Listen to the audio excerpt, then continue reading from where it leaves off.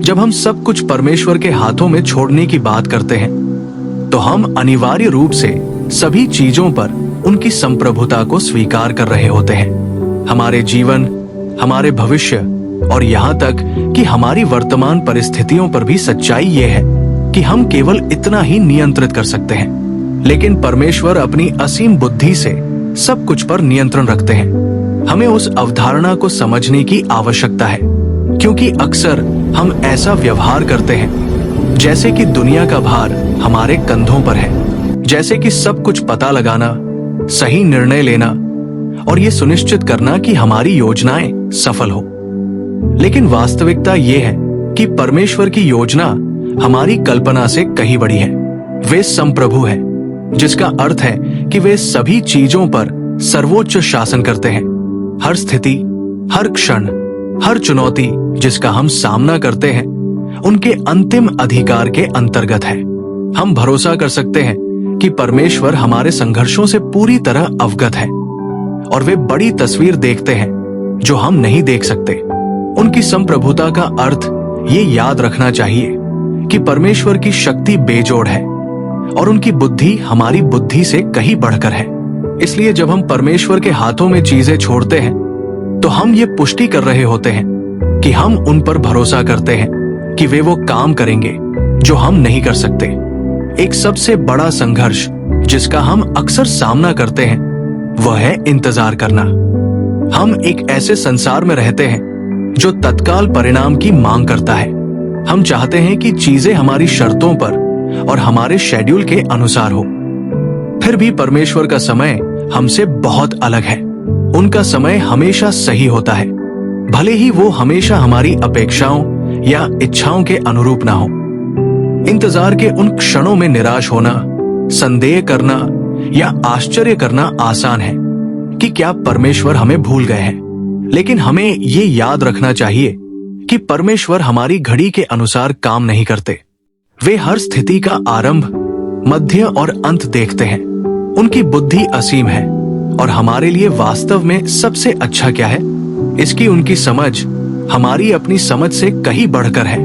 पूरे शास्त्र में ऐसे अनगिनत उदाहरण हैं जहां प्रतीक्षा केवल प्रतीक्षा नहीं थी, बल्कि ये एक बहुत बड़ी दिव्य योजना का हिस्सा था जो परमेश्वर को महिमा लाएगी और दुनिया को उनके वफादार स्वभाव का अनुभव कराएगी।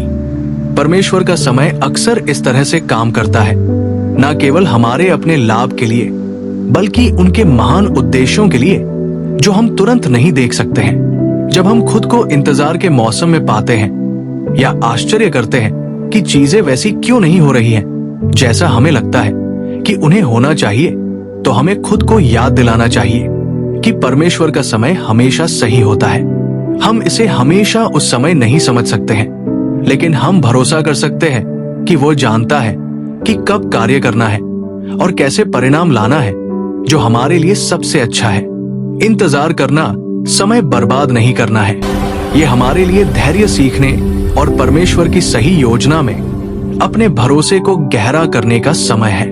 और जब वो क्षण आएगा, जब परमेश्वर का सही समय सामने आएगा, तो हम उनके काम की सुंदरता को उन तरीकों से देखेंगे जिनकी हमने कभी कल्पना भी नहीं की।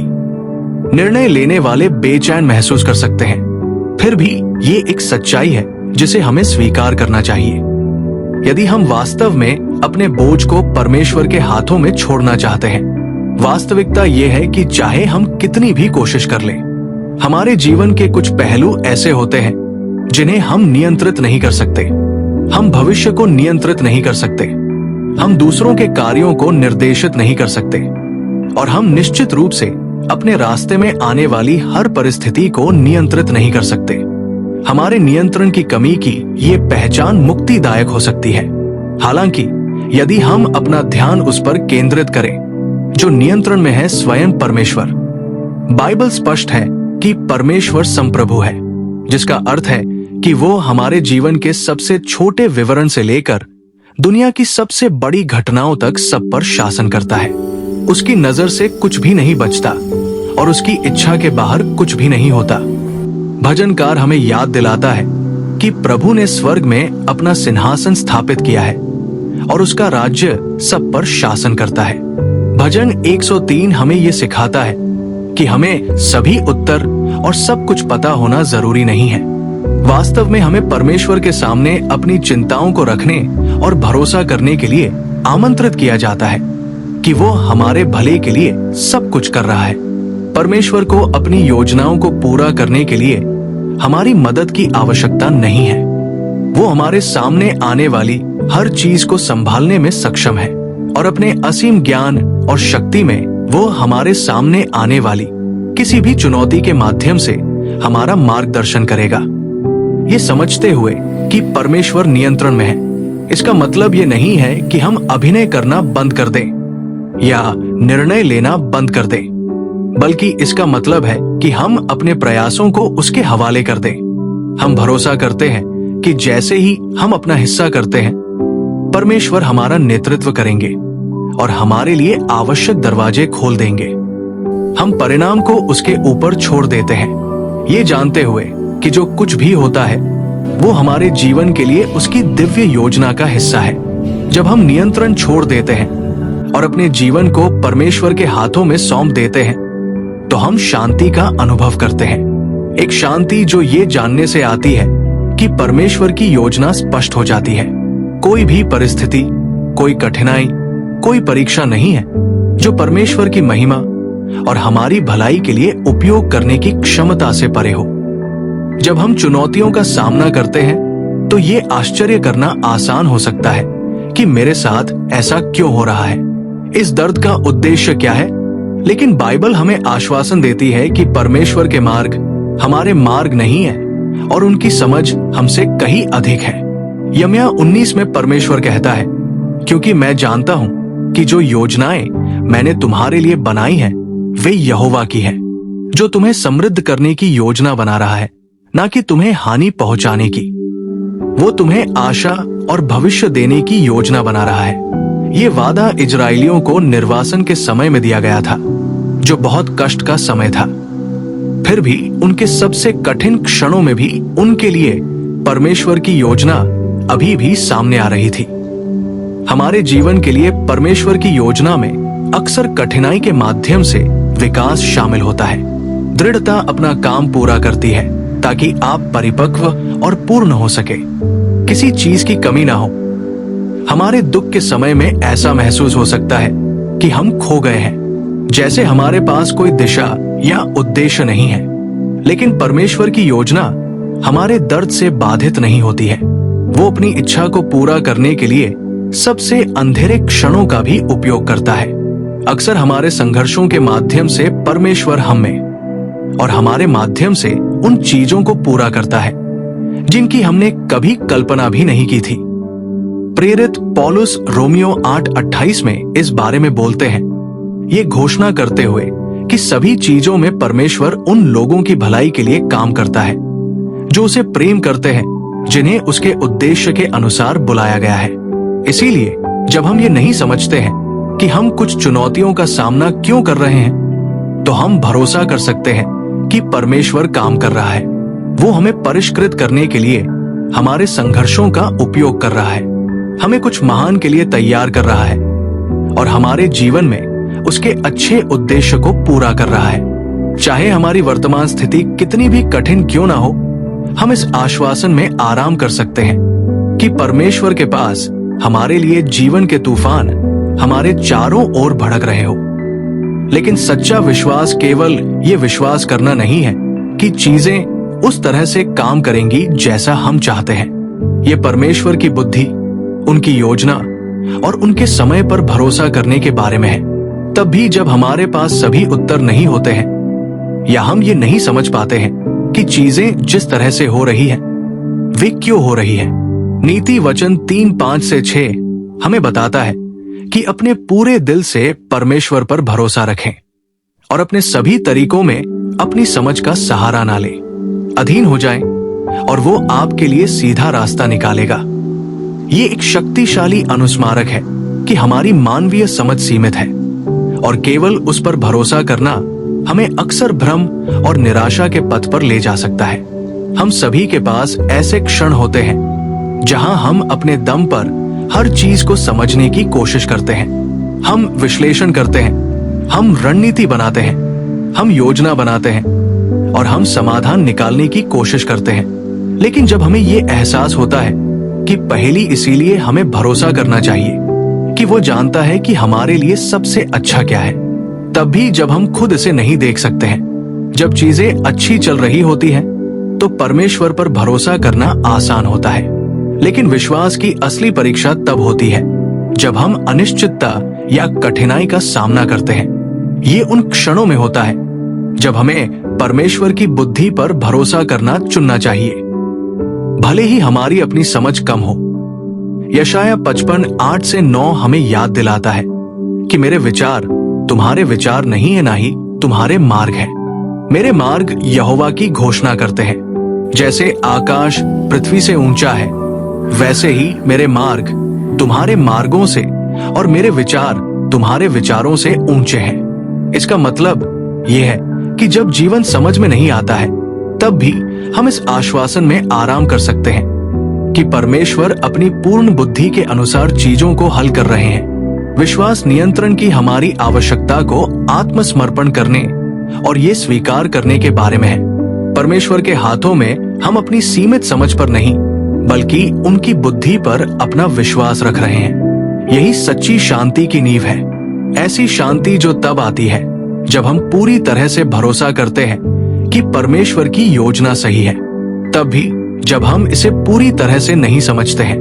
और ये उस भरोसे में है कि हम स्वतंत्रता पाते हैं, ये जानते हुए कि परमेश्वर हमेशा काम कर रहे हैं, तब भी जब हम इसे नहीं देख सकते हैं। चिंता एक ऐसी चीज है जिससे हम में से ज्यादातर लोग जूझते हैं।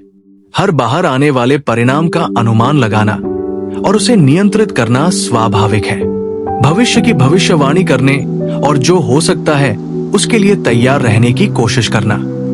लेकिन वास्तविकता यह है कि चिंता अक्सर एक भारी बोझ बन जाती है जो हमें दबा देती है और चुनौतियों या अनिश्चितता के बीच हमारी शांति चुरा लेती है। चिंता हमें ऐसा महसूस करा सकती है जैसे हम दुनिया को अपने कंधों पर ढो रहे हैं। हम सबसे बुरे की कल्पना करते हैं, सबसे खराब स्थिति पर ध्यान केंद्रित करते हैं और उन चीजों पर ध्यान केंद्रित करते हैं जो कभी भी नहीं हो सकती है। लेकिन परमेश्वर हमें जो करने के लिए कहते हैं वह है उस चिंता को छोड़ देना। अपने शरीर के बारे में कि तुम क्या पहनोगे, परंतु पहले उसके राज्य और उसकी धार्मिकता की खोज करो और ये सब वस्तुएं भी तुम्हें दी जाएंगी। यीशु ये नहीं कह रहे हैं कि हमें अपनी आवश्यकताओं के प्रति उदासीन या लापरवाह हो जाना चाहिए, परंतु वे हमें उस पर भरोसा करने के लिए बुला रहे हैं जिसके हाथ में सब कुछ है। चिंता हमसे शांति छीन लेती है और हमारा ध्यान परमेश्वर की हमारी देखभाल करने की क्षमता से हटा देती है। चिंता को छोड़ देना मूलतः विश्वास का कार्य है। ये भरोसा करने का विकल्प है कि परमेश्वर हमारी देखभाल करने में सक्षम है। ये आत्मसमर्पण का कार्य है। क्या हम प्रत्येक विवरण को नियंत्रित करने का प्रयास करना बंद कर देंगे और अपनी चिंताओं को उस पर छोड़ देंगे जो उन्हें संभाल सकता है? प्रेरित पौलुस फिलिपियों 4:6-7 में इस सत्य को प्रतिध्वनित करता है, जहां वो कहता है कि किसी भी बात की चिंता मत करो, परंतु प्रत्येक परिस्थिति में प्रार्थना और विनती के द्वारा धन्यवाद के साथ अपना निवेदन परमेश्वर के सम्मुख रखो और परमेश्वर की शांति जो समझ से परे है मसीह यीशु में तुम्हारे हृदयों और मनों की रक्षा करेगी। जब हम चिंता करते हैं तो हम प्राय ये कह रहे होते हैं कि हम परमेश्वर पर पूरी तरह भरोसा नहीं करते कि वो चीजों को ठीक कर देगा। परंतु जब हम उस चिंता को छोड़ देते हैं और उसे परमेश्वर के हाथों में सौंप देते हैं, हम उसकी शक्ति और उसकी ईमानदारी को स्वीकार कर रहे हैं। हम कह रहे हैं, परमेश्वर मुझे अपने डर और अनिश्चितताओं से ज्यादा आप पर भरोसा है। मुझे भरोसा है कि आप वो संभाल सकते हैं जो मैं नहीं संभाल सकता। चिंता को छोड़ देने का मतलब ये नहीं है कि हमें कभी भी चिंताजनक विचार या संदेह के क्षणों का अनुभव नहीं होगा। ये एक निरंतर विकल्प है, परमेश्वर के सामने अपनी चिंताओं को रखने और ये भरोसा करने के लिए दैनिक विश्वास का कार्य है कि वो हमारा ख्याल रखेगा।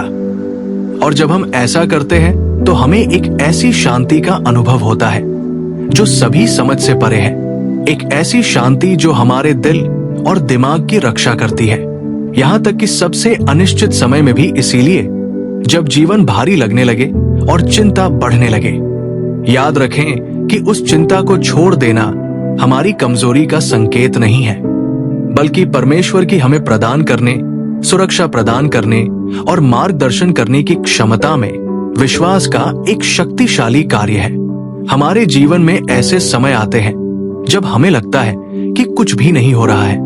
हम प्रार्थना करते हैं, हम प्रतीक्षा करते हैं, हम भरोसा करते हैं, और फिर भी हमें प्रगति के कोई तत्काल संकेत नहीं दिखते।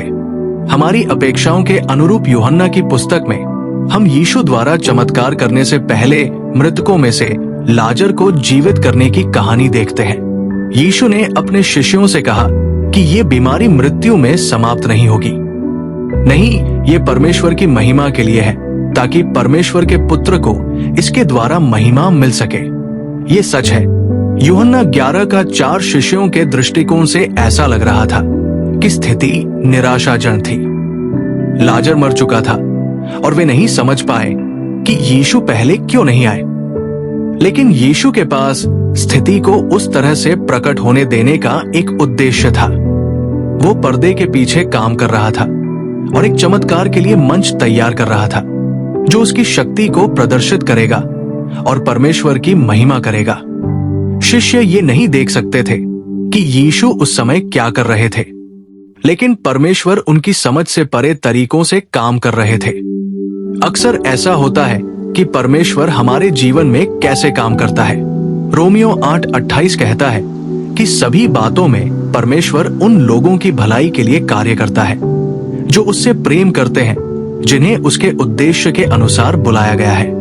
भले ही हम परिणाम को ना देख सके, हम विश्वास रख सकते हैं कि परमेश्वर चीजों को उन तरीकों से एक साथ काम कर रहा है जिन्हें हम अभी तक नहीं समझ सकते हैं। परमेश्वर का काम अक्सर एक ऐसे समय पर चलता है जो हमारे समय से अलग होता है।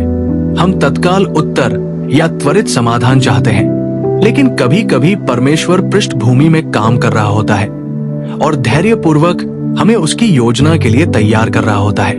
उसकी योजनाएं हमारी कल्पना से कहीं बड़ी होती है और कभी कभी उन्हें प्रकट होने में समय लगता है, लेकिन प्रतीक्षा में भी हम भरोसा कर सकते हैं कि परमेश्वर निष्क्रिय नहीं है। वो हमेशा परिस्थितियों को संरेखित करने, दिलों को छूने और चीजों को गति में लाने के लिए काम कर रहा है, जिन तरीकों से हम कभी पूरी तरह से समझ नहीं सकते हैं। जब हम अपने जीवन में परमेश्वर का हाथ नहीं देख सकते हैं, हमें याद रखना चाहिए कि वो आगे का मार्ग बेपरवाह है। प्रार्थना सबसे शक्तिशाली उपकरणों में से एक है जिसे परमेश्वर ने हमें विश्वासियों के रूप में दिया है। ये केवल परमेश्वर से बात करने का एक तरीका नहीं है, बल्कि ये हमारे बोझ, हमारे डर और हमारे संघर्षों को उनके सामने समर्पित करने का एक साधन भी है। जब हम भारी परिस्थितियों या चिंता की भावनाओं का सामना करते हैं, प्रार्थना वो स्थान बन जाती है जहां हम अपनी चिंताओं को रख सकते हैं और भरोसा कर सकते हैं कि परमेश्वर सुन रहे हैं, समझ रहे हैं और कार्य करने के लिए तैयार है। प्रार्थना केवल चीजों के लिए पूछने के बारे में नहीं है, ये परमेश्वर के सामने सब कुछ लाने का एक अवसर है। इसे उनके सामने छोड़ दे और हमारे जीवन पर उनकी शक्ति और संप्रभुता को स्वीकार करें। फिलिपियों 4:6-7 में पौल लिखते हैं कि किसी भी चीज के बारे में चिंतित ना हो, लेकिन हर स्थिति में प्रार्थना और याचिका के साथ, धन्यवाद के साथ अपने अनुरोधों को परमेश्वर को प्रस्तुत करें, और परमेश्वर की शांति जो सभी समझ से परे है, वो मसीह यीशु में आपके दिल और आपके दिमाग की रक्षा करेगी। ये मार्ग हमें याद दिलाता है कि प्रार्थना केवल अनुरोध करने या मदद मांगने के बारे में नहीं है। ये परमेश्वर को अपनी चिंताओं को समर्पित करने का एक तरीका भी है। जब हम प्रार्थना करते हैं तो हम अपने बोझ को पकड़ना बंद करने, अपने दम पर सब कुछ समझने की कोशिश करना बंद करने और ये भरोसा करने का सचेत निर्णय लेते हैं कि परमेश्वर उन्हें संभालने में सक्षम है। प्रार्थना नियंत्रण, जब हम अपने बोझ को अकेले उठाने की कोशिश करते हैं तो अभिभूत होना आसान होता है। जब हम सोचते हैं कि हमें जवाब ढूंढना है या सब कुछ खुद ही ठीक करना है। लेकिन जब हम अपने संघर्षों को परमेश्वर के सामने रखते हैं, प्रार्थना में हम स्वीकार करते हैं कि हम नियंत्रण में नहीं हैं, परमेश्वर है। और जब हम अपनी चिंताओं को लेकर उन पर भरोसा करते हैं, तो वे हमें ऐसी शांति देते हैं जो सभी समझ से परे है।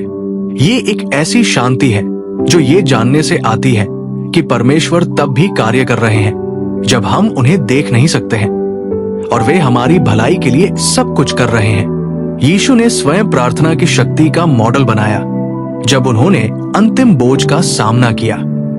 उनका आसन क्रूसीकरण गत्समनी के बगीचे में उन्होंने प्रार्थना की, मेरे पिता यदि संभव हो तो ये कटोरी मुझसे ली जाए, फिर भी जैसा मैं चाहता हूं वैसा नहीं बल्कि जैसा आप चाहते हैं।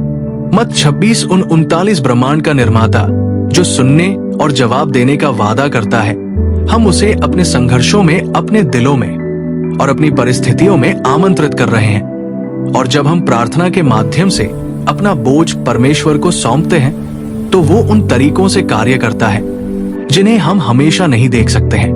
प्रार्थना हमें अपने दिलों को परमेश्वर की इच्छा के साथ जोड़ने में मदद करती है, और ये हमें उसके साथ एक गहरे रिश्ते में लाती है। चिंता, भय या अनिश्चितता के क्षणों में हम उसके सामने जो कुछ भी लाते हैं, उसे संभालने की उसकी क्षमता में हमारे विश्वास और भरोसे को मजबूत करती है। प्रार्थना वो जगह है जहां हम अपनी चिंता को परमेश्वर की शांति के लिए बदल देते हैं। ये वो जगह है जहां हम ये भरोसा करते हुए नियंत्रण छोड़ देते हैं कि परमेश्वर प्रभारी है। और जब हम प्रार्थना करना जारी रखते हैं और अपने बोझ को उसके हाथों में छोड़ते हैं, तो हम निश्चित हो सकते हैं कि वो हमें सुनता है, हमसे प्यार करता है और हमारे जीवन में काम कर रहा है। जीवन के संघर्षों के बीच में एक ऐसी शांति है जो केवल परमेश्वर ही दे सकते हैं। फिलिपियों 47 को समझे, ये सत्य बहुत ही सुंदरता से व्यक्त किया गया है। और परमेश्वर की शांति जो सभी समझ से परे है, मसीह यीशु में आपके हृदय और मन की रक्षा करेगी। ये शांति परेशानी का अभाव नहीं है, बल्कि इसके बीच में परमेश्वर के आराम और आश्वासन की उपस्थिति है। दुनिया एक प्रकार की शांति प्रदान करती है जो हमारी परिस्थितियों पर निर्भर करती है। जब चीजें ठीक चल रही होती है, जब सब कुछ नियंत्रण में होता है, लेकिन परमेश्वर जो शांति देता है वो ऐसी नहीं होती है। ये हमारे आसपास क्या हो रहा है इस पर आधारित नहीं है, बल्कि इस सत्य पर आधारित है कि वो कौन है, और उसका वादा है कि वो हमें कभी नहीं छोड़ेगा या त्यागेगा। जब हम चीजों को परमेश्वर के हाथों में छोड़ देते हैं, तो हम इस शांति का अनुभव करते हैं। ये ऐसी चीज नहीं है जिसे हम अपने प्रयास से उत्पन्न या बना सकते हैं। ये परमेश्वर की ओर से एक उपहार है जो तब प्रवाहित होता है जब हम विश्वास के साथ अपनी चिंताओं, भय और चिंताओं को उसके सामने समर्पित करते हैं। दुनिया ये नहीं समझ सकती कि हम चुनौतियों का सामना करते हुए कैसे शांत रह सकते हैं, लेकिन हम जानते हैं कि हमारी शांति हमसे कहीं अधिक बड़े स्रोत से आती है। हम जानते हैं कि परमेश्वर हमारी आत्मा को नियंत्रित करता है, वो हमारी भलाई के लिए काम कर रहा है और वो हमारे भविष्य को अपने हाथों में रखता है। यही वो शांति है जो हमारे हृदय और मन की रक्षा करती है। यीशु यूहन्ना 14:27 में शांति के बारे में बोलते हैं, जहां वे कहते हैं कि शांति मैं तुम्हें अपनी शांति दिए जाता हूं, मैं तुम्हें देता हूं। मैं तुम्हें वैसे नहीं देता जैसे संसार देता है। तुम्हारा मन व्याकुल ना हो और तुम डरो मत। उसकी शांति एक अलौकिक शांति है जो सांसारिक दृष्टिकोण से समझ में नहीं आती। ये एक ऐसी शांति है जो हमें स्थिर करती है जब दुनिया अराजकता में होती है, जो हमारे चिंतित हृदयों को शांत करती है और हमें सबसे कठिन समय में भी आशा देती है। जब हम परमेश्वर के वादों पर भरोसा करते हैं, तब भी हमारे पास शांति हो सकती है। जब हमारे पास सभी उत्तर नहीं होते, हम हमेशा ये नहीं समझ पाते कि चीजें जिस तरह से होती है क्यों होती है, लेकिन हम जानते हैं कि परमेश्वर की शांति हमें इससे बाहर ले जाएगी। ये हमारे हृदयों की रक्षा करती है, भय और चिंता से हृदयों की रक्षा करती है, और ये हमारे मन को संदेह और चिंता के झूठ से बचाती है। ये शांति ऐसी चीज नहीं है जिसे हम केवल यीशु में ही पा सकते हैं। जब हम अपना बोझ परमेश्वर के हाथों में छोड़ देते हैं, हम उस अविश्वसनीय शांति का अनुभव करते हैं जो केवल वही प्रदान कर सकता है। ये एक ऐसी शांति है जो सभी समझ से परे है, एक ऐसी शांति जो हमें उसके प्रेम और विश्वास योग्यता में स्थिर रखती है, चाहे हम किसी भी स्थिति का सामना करें। और ये वो शांति है जो हमें चुनौतियों का सामना करने में सक्षम बनाती है। जीवन की चुनौतियों का विश्वास से भरे हृदय से सामना करना, ये जानते हुए कि परमेश्वर सब कुछ नियंत्रित कर रहे हैं और वे हर कदम पर हमारे साथ हैं। ईसाई धर्म में सबसे अधिक सांत्वना देने वाली सच्चाई ये है कि हम कभी भी वास्तव में अकेले नहीं होते। चाहे हम किसी भी स्थिति का सामना करें, चाहे हमारा दर्द कितना भी गहरा हो या हमारी परिस्थितियां कितनी भी भारी हो, परमेश्वर हमेशा हमारे साथ है। वे दूर से देखने वाले कोई देवता नहीं है, वे एक प्रेम करने वाले पिता हैं जो हर कदम पर हमारे साथ चलते हैं, खासकर हमारे परीक्षणों और चुनौतियों के दौरान। यशाया 41:10 में परमेश्वर वादा करता है, इसलिए डरो मत क्योंकि मैं तुम्हारे साथ हूं। इधर उधर मत देखो क्योंकि मैं तुम्हारा परमेश्वर हूं। मैं तुम्हें दृढ़ करूंगा और तुम्हारी सहायता करूंगा। मैं अपने धर्मी दाहिने हाथ से तुम्हें संभाले रहूंगा। ये शब्द केवल एक दूरस्थ आश्वासन नहीं है, वे एक वादा है कि परमेश्वर हमारे जीवन में सक्रिय रूप से शामिल है। जब हम कठिनाई का सामना करते हैं तो वे हमें जीवन के संघर्षों से अकेले नहीं निकलने देते। वे हमारे बगल में अपनी शक्ति, अपना आराम और अपनी उपस्थिति प्रदान करते हैं। ये आश्वासन पुराने नियम में केवल इस्राएल के लोगों के लिए ही नहीं था, बल्कि आज हमारे लिए भी है। नए नियम में यीशु ने अपने शिष्यों को यही सांत्वना देने वाली प्रतिज्ञा दी। मत्ती 28:20 वह कहता है, और निश्चय ही मैं युग के अंत तक सदैव तुम्हारे साथ हूं। यीशु जो मानवता के दर्द और संघर्षों को प्रत्यक्ष रूप से जानता है, हमें आश्वासन देता है कि हम कभी भी किसी चीज का अकेले सामना नहीं करेंगे। वो जीवन के हर मौसम में हमारे साथ चलता है। जब हम कठिन समय से गुजर रहे होते हैं तो अकेला महसूस करना आसान होता है। जब हम दुख, बीमारी या व्यक्तिगत कठिनाई से संघर्ष कर रहे होते हैं तो हमें ऐसा लग सकता है कि कोई भी हमें नहीं समझता है या कोई हमारी मदद करने के लिए नहीं है। लेकिन सच्चाई यह है कि परमेश्वर हमेशा हमारे साथ है। वो हमारे दर्द से दूर या उदासीन नहीं है। वास्तव में वो अक्सर हमारे परीक्षणों के दौरान हमारे सबसे करीब होता है और हमें अपनी उपस्थिति उन तरीकों से प्रदान करता है जिसका हमें एहसास भी नहीं हो सकता है। भजन संहिता 23 में दाऊद लिखता है, भले ही मैं सबसे अंधेरी घाटी में चलूं, मैं किसी बुराई से नहीं डरूंगा, क्योंकि तुम मेरे साथ हो। तुम्हारी छड़ी और तुम्हारी लाठी मुझे सांत्वना देते हैं। ये एक शक्तिशाली अनुस्मारक है। अपनी परीक्षाओं का अकेले सामना करें। परमेश्वर की उपस्थिति निरंतर शक्ति और सांत्वना का स्रोत है। जब हम सब कुछ परमेश्वर के हाथों में छोड़ देते हैं तो हम न केवल इस बात पर भरोसा करते हैं कि वो हमारी परिस्थितियों को संभाल लेंगे, बल्कि इस यात्रा के हर क्षण में हमारे साथ रहेंगे। उनकी उपस्थिति अंतिम आश्वासन है जिससे हम दृढ़ रह सकते हैं, ये जानते हुए कि हम कभी अकेले नहीं हैं। इसलिए जब आप अभिभूत महसूस करें तो याद रखें कि परमेश्वर हर परीक्षा में आपके साथ चलता है। वो हर दिल के दर्द, हर डर और हर चुनौती में आपके साथ होता है। उसकी उपस्थिति आपको आगे ले जाएगी और उसका प्यार कभी विफल नहीं होगा। आप कभी अकेले नहीं हैं। जीवन में आने वाली कठिनाइयों से ग्रसित होना आसान है। हमारे संघर्षों का भार कभी कभी इतना भारी लग सकता है कि ऐसा लगता है कि हम किसी भारी स्थिति में फंस गए हैं और कोई रास्ता नहीं है। लेकिन हमारे विश्वास में सबसे अधिक सांत्वना देने वाली सच्चाई ये है, वो हमारे संघर्षों से भयभीत नहीं होता। वास्तव में वो हर स्थिति पर प्रभुता रखता है और उसकी शक्ति असीम है। उसने ब्रह्मांड को अस्तित्व में बोला और वो सभी चीजों को अपने हाथों में रखता है। जब हम अपनी समस्याओं पर ध्यान केंद्रित करते हैं तो वे पूरी तरह से भस्म करने लगती है, जैसे कि कोई समाधान या आशा नहीं है। लेकिन जब हम अपनी आंखें परमेश्वर की ओर उठाते हैं तो हमें याद दिलाया जाता है कि वो हमारे सामने आने वाली किसी भी चीज से बड़ा है। भजन 34:4 हमें बताता है कि मैंने परमेश्वर को खोजा और उसने मुझे उत्तर दिया। उसने मुझे मेरे सभी भय से मुक्त कर दिया। जब हम परमेश्वर को खोजते हैं तो हम ये स्वीकार कर रहे हैं कि वो हमारे डर से बड़ा है, हमारी चिंताओं से बड़ा है, हमारे सामने आने वाली किसी भी चुनौती से बड़ा है। यीशु ने अपने स्वयं के मंत्रालय में ये प्रदर्शित किया कि परमेश्वर हमारी समस्याओं से बड़ा है। उसने तूफानों को शांत किया, बीमारों को ठीक किया, दुष्ट आत्माओं को बाहर निकाला और यहाँ तक कि मृतकों को भी जीवित किया।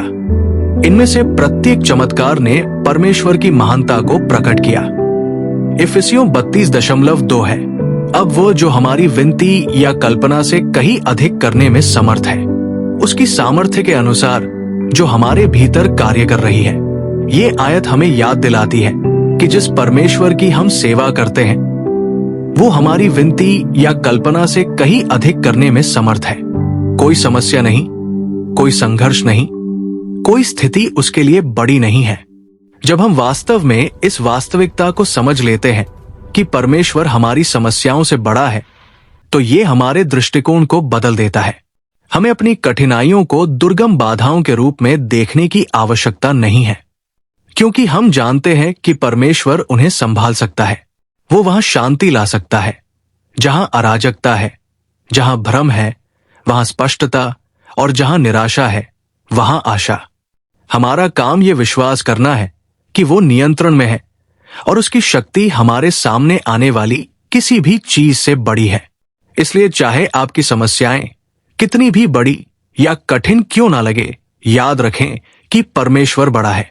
आप चाहे किसी भी चीज का सामना कर रहे हो, वो हमसे बड़ा है, और जब हम उसकी असीम शक्ति पर अपना भरोसा रखते हैं तो हम उस शांति में विश्राम कर सकते हैं। आप जो भी कल्पना कर सकते हैं उससे कहीं अधिक। जैसा कि हम आज साझा की गई सभी बातों पर विचार करते हैं, ये स्पष्ट है कि अपने बोझ को परमेश्वर के हाथों में छोड़ना केवल आत्मसमर्पण का कार्य नहीं है, ये उस पर भरोसा करने का कार्य है जो इस ब्रह्मांड को अपने हाथों में रखता है। एक ऐसी दुनिया में जो हमें लगातार अपने भाग्य को नियंत्रित करने का आग्रह करती है, परमेश्वर हमें अपनी संप्रभुता में आराम करने के लिए आमंत्रित करता है, ये जानते हुए कि उसके पास हम में से प्रत्येक के लिए एक योजना है। यहां तक कि हमारे संघर्षों में भी जब हम अपनी चिंताओं, अपने संदेहों और अपने डर को परमेश्वर को सौंपते हैं तो हम उनकी असीम शक्ति, उनके अनंत ज्ञान और उनकी ऐक शांति का लाभ उठाते हैं। हमें जीवन का भार अकेले नहीं उठाना पड़ता है। हमें सभी उत्तरों को जानने या सब कुछ स्वयं समझने की आवश्यकता नहीं है। सभी चीजों का निर्माता हमारे साथ है, हमारा मार्गदर्शन कर रहा है और हमारे भले के लिए पर्दे के पीछे काम कर रहा है, तब भी जब हम इसे देख नहीं सकते हैं। इसलिए आइए, आज वो जो हमें बिना शर्त प्यार करता है और हमेशा हमारे साथ रहता है, हम हर चिंता, हर डर और हर बोझ को उसके चरणों में छोड़ दें और भरोसा रखें कि वो हमसे कहीं अधिक करेगा जितना हम कभी मांग सकते हैं या कल्पना कर सकते हैं। जब हम उस पर अपना विश्वास रखते हैं तो हम अपनी आत्माओं के लिए आराम पाते हैं और हम पाते हैं कि परमेश्वर के साथ हम कभी अकेले नहीं होते और कभी आशाहीन नहीं होते। आइए हम सब कुछ परमेश्वर के हाथों में छोड़ दें और हर चीज में उस पर भरोसा करें, क्योंकि वो विश्वास योग्य है और उसकी योजनाएं हमेशा अच्छी होती है।